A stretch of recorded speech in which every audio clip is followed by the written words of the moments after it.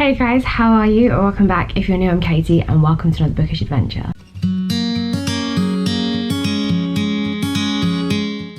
So today we're going to be doing my October wrap up and November TBR. Oh, that's horrible.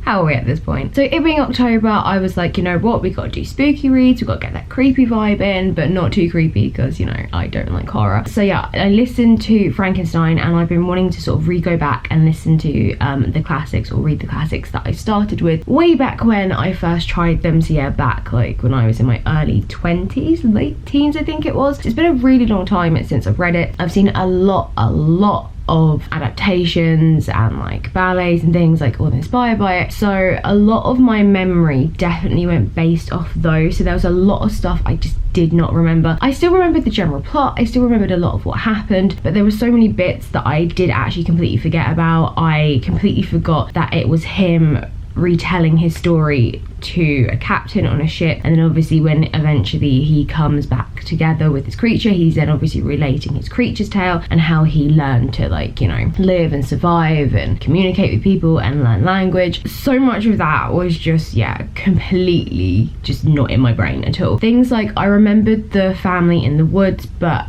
I think from the adaptation that I remembered him going, and because the father was blind, going in and him teaching him how to read and write and talk and all that stuff. And then when the son and daughter would come home from working, he would disappear off. And then eventually he was all like, you know, meet my family, it'd be great, they'll love you, blah, blah, blah. And obviously they see him and they're like, holy shit, a walking corpse. Yeah, so I remembered that completely differently. Whereas, yeah, he's actually living in a hovel beside them. And that's how he learns to communicate, by listening to them. And yeah, and it's stuff, yeah, it was stuff with his friend Claval. So much of that I completely forgot about. In fact, that literally was not in there, like, at all. Just no, not even close to being still in my memory.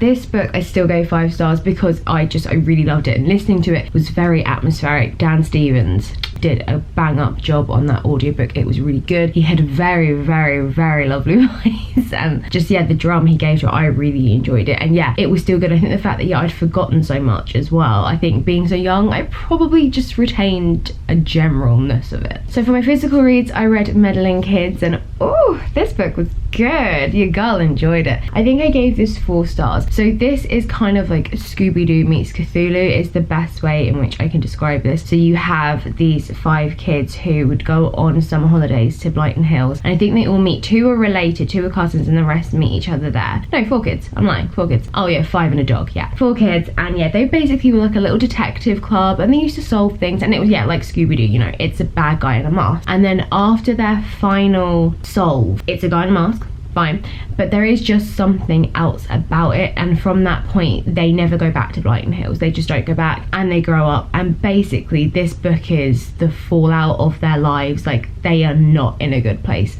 at all. One is in a loony bin, the other is dead. One is very much determined to go back and figure out and confront and face what actually happened to them, and the other one, her career path to uni and being, I think, is a microbiologist. Either way, science is involved. It's just not happening. Like, she has nightmares, she is not in a good place. So yeah, eventually they're brought together by Andy, who, yeah, wants to go back there and confront everything that happened, because she knows deep down it was more than a guy in a mask. There was something else lurking in that mansion, and just there was more to it than that. They definitely had experiences in that house, and they kind of just...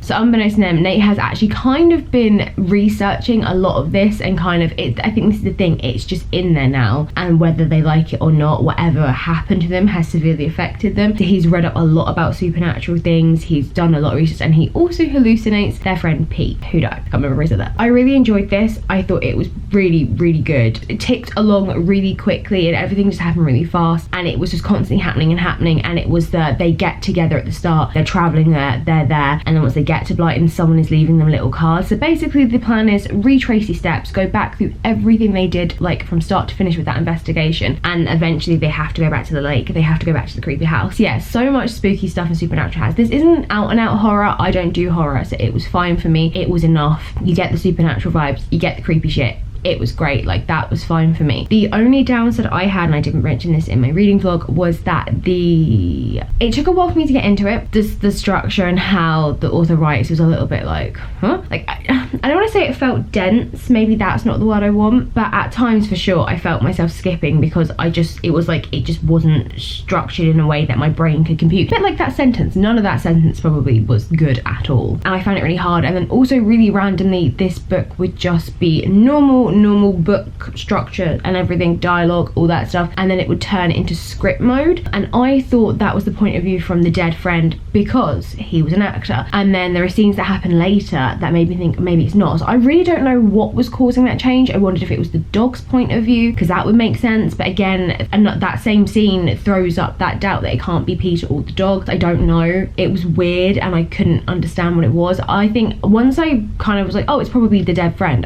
it kind of didn't faze me anymore until that scene. I was like, well, now I don't know what the hell it is. But it was really good. I really rate this. It's not a book I've seen a lot on Bookstagram, so thank you very much, Alice, for recommending this to me. But I have seen more people this year reading it, whereas last year and the years before, never seen it before in my life. So yeah, it's definitely a good one. I also managed to read A Shadow on the Lens, and I actually finished this last night because I did like a sort of half body read with my friend, and we were in discussion mode about it, so I really wanted to talk to her about it, and also I really wanted to finish it. This was really good. 4 stars. I don't know why I couldn't hit a 5th, but I couldn't. But basically, this is about forensic photographer Thomas Bexley, who is again himself a bit like a Sherlock Holmes consulting kind of thing. He has built up his skill set. He's built up, you know, a reputation for himself that he actually has. He's kind of like an inspector in his own right, and he gets called out from various places around the country to sort of help, consult, take his forensic photographs, all that junk. So a dead body is found in a very small town in Wales, Dinas, and he goes there, and from the minute he gets there, it is just really cagey, really suspect. None of the villagers want to talk to him, acknowledge him, and he just feels straight away that there is just this presence, and it's all just very weird. Like, the guy who was helping him and in charge, Councilman Cummings, he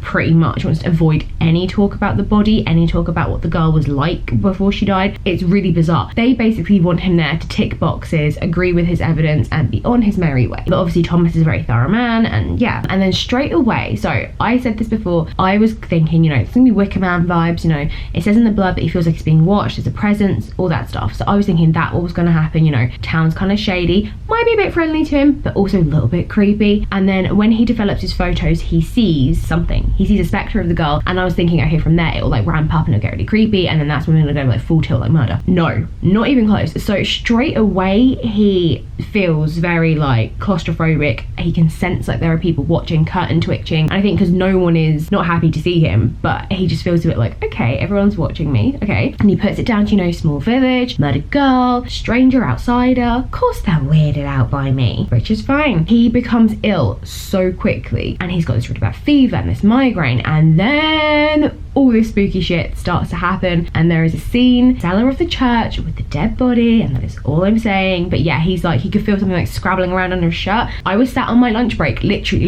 please make it stop, please make it stop. I was freaking out so much. Literally right up until the end of this book, there was just another secret revealed, another lie revealed, a constant, anytime you think he's getting somewhere, he's not. It was really good. I still, to the end, literally as I was finishing yesterday, I didn't know if it was going to be a supernatural reason that she died. I didn't know if it was going to be because people are dicks and that's why she died. I literally couldn't guess the whole time. And then talking to my friend last night, I was like, oh my god, yeah, because they never said that it was, I can't give it away, but it was just really cleverly done, certain things, and you're like, oh, okay, that was a smart one. I really recommend this. Thomas, for me, wasn't the most likable character. He's very abrupt. I think it comes from the fact he's used to things and the job being done a certain way in London, and he comes here and basically no one is willing to help him, and it's trying to get blood from a stone. So he can be quite abrupt and quite short with people, and I guess because he's ill, it just exacerbates the situation. So I do actually want to read the second book. I didn't realise at first that they were connected. So it is set after the events of this book, because this book is him after it's happened, and he is writing the full account, and there are also some diary entries from the time. So the second book is afterwards, and he's kind of just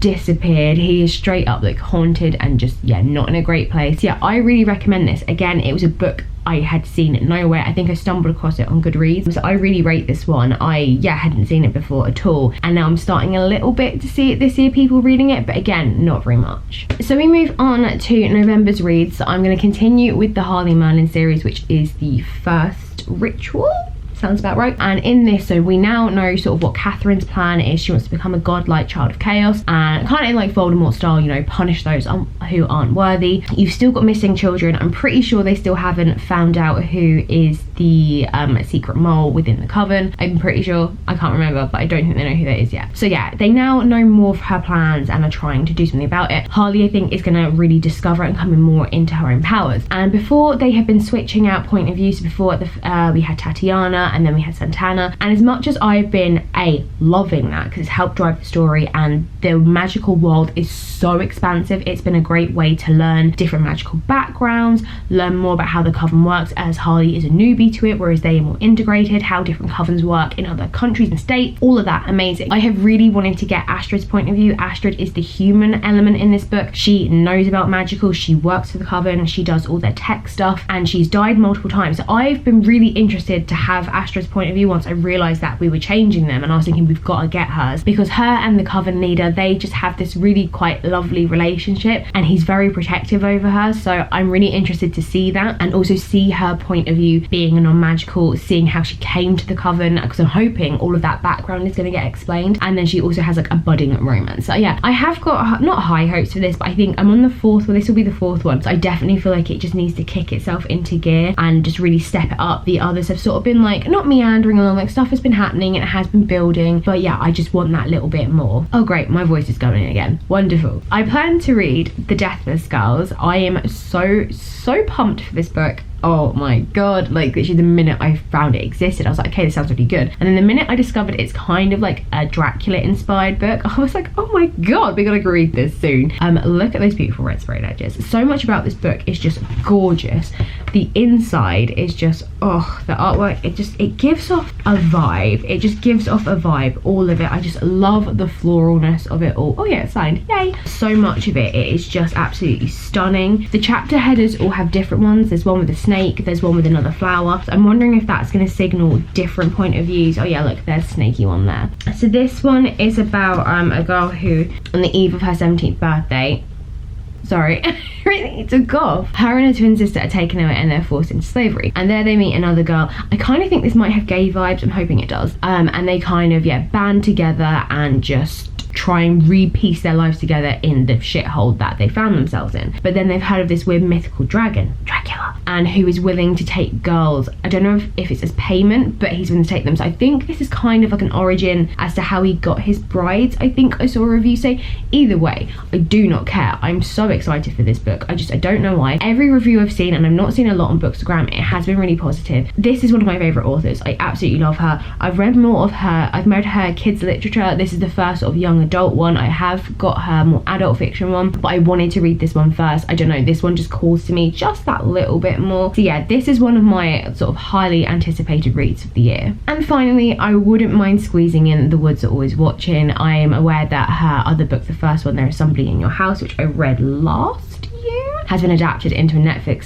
film and I think series. I wouldn't mind watching that. It's a bit smaller than the first one, which did surprise me, so I'm kind of hoping that it's going to be really tension filled and really like So really enjoyed her first book. I had a few niggly things. I think definitely I can tell it's a young adult book, whereas some other young adult books I read I can't. So but this one is about two girls who were best friends throughout high school. They're sort of outsiders, but they've got each other, but college, university's looming, and they're pretty much going to be like really far. I think it's like 2,000 miles apart. So they decide to spend one last summer together, and they go into the woods, and I'm guessing that they are going to get themselves lost. Something's going to happen, which is maybe the woods are going to make them get lost. And as the blurb says, they walk into a waking nightmare. So I have this feeling that it could be something supernatural. It could just be they're going to drink wrong river water or eat something they shouldn't, and they're going to get trippy and spaced out, and they're going to feel like the woods are trying to kill them. But I feel like this is going to be one of these books where the longer they're together in this situation in the woods, I feel like they're going to start attacking each other, and I feel like you're going to find out like secrets about their friendships and other things they may have done to each other. These are like the things I'm hoping for, because I just think will be fun, because I think there's a potential to just watch them fall apart. So yeah, it could be fun, but it's very small, so I'm hoping I can squeeze this one in. Again, me trying to read a book that came out this year. Who even does that? Yeah, I haven't seen a lot about it, but what I have seen has so far sounded quite good. And also, yeah, I did really love her other book. Also love